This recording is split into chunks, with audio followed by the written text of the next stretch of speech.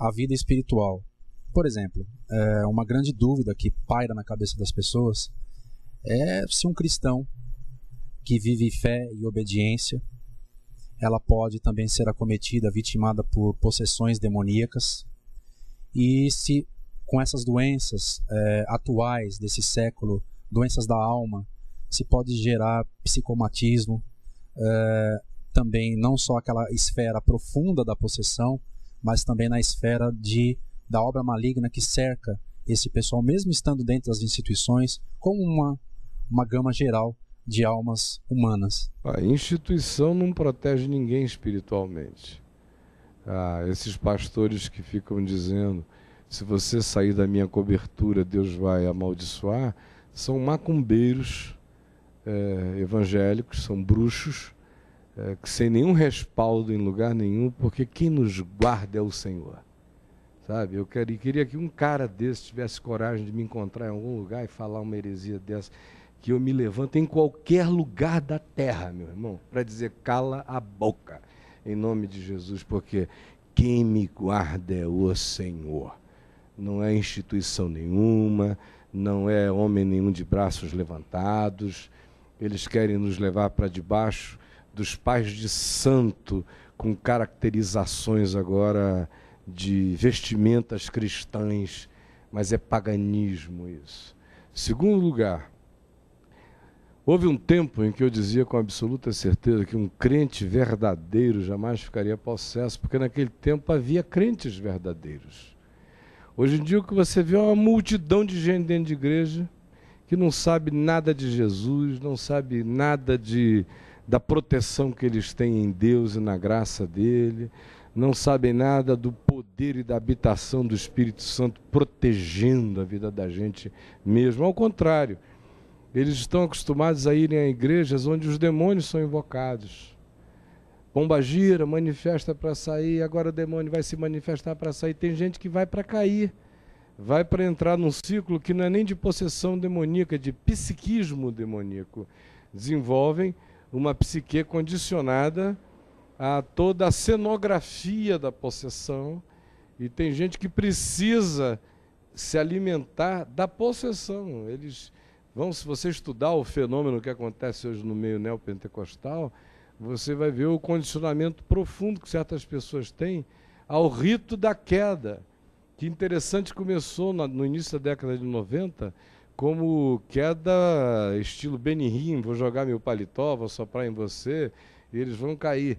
E os grupos neopentecostais foram assumindo isso, de modo que é difícil um culto neopentecostal onde não tem uma fila para queda. E as pessoas caem por indução, por sugestão, por um monte de coisas, não necessariamente por estarem possessas, senão possessa do próprio psiquismo demoníaco, da fraqueza, que não é algo que veio de fora, mas que foi desenvolvido por eles como doença psíquica. Mas respondendo à sua pergunta, eu não creio que nenhum cristão genuinamente convertido, consciente do significado que Jesus fez na cruz, do que o Evangelho consumou em nosso favor e da habitação de Deus em nós, jamais fique possesso.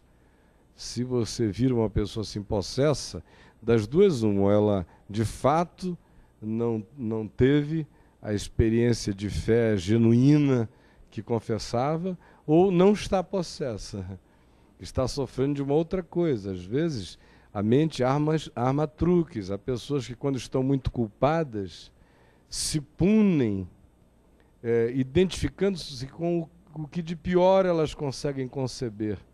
E o que de pior elas conseguiriam conceber para um crente culpado seria ficar possesso, de modo que não é necessariamente uma possessão, mas um surto de possessão no indivíduo culpado e que tem as suas culpas alimentadas por uma igreja que vive de culpa, que vive da manutenção da culpa das pessoas para que elas continuem linkadas, vinculadas e dependentes desses sacrifícios de bodes e de touros, que não são do sangue do cordeiro, mas que dão aquela apaziguadinha de fim de semana na consciência culpada e jamais resolvem o problema na culpa do indivíduo.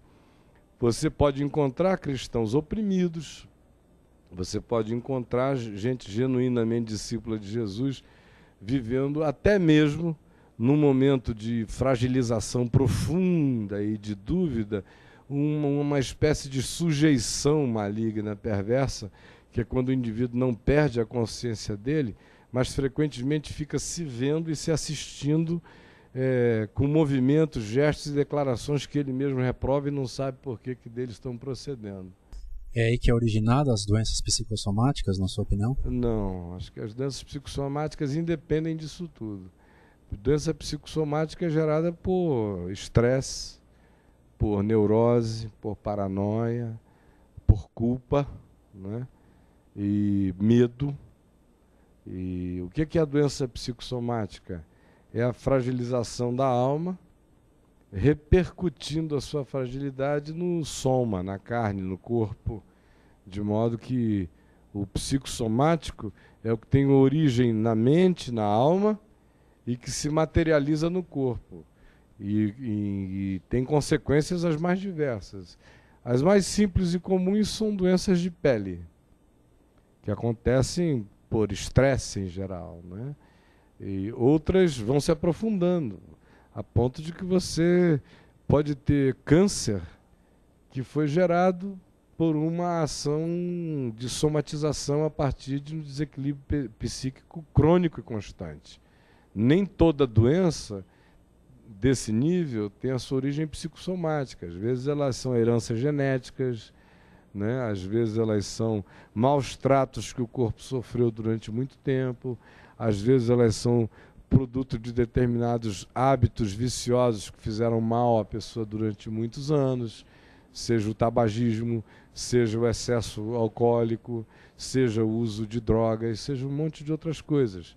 No entanto, 85% das doenças na Terra, especialmente no mundo que existe no contexto da urbanidade, são doenças originadas pela alma, pelas disfunções, descontroles, medos, neuroses, paranoias, pânicos, angústias, depressões, ideias fixas, culpas crônicas que a pessoa desenvolve, e cada um de nós tem órgãos de choque, né?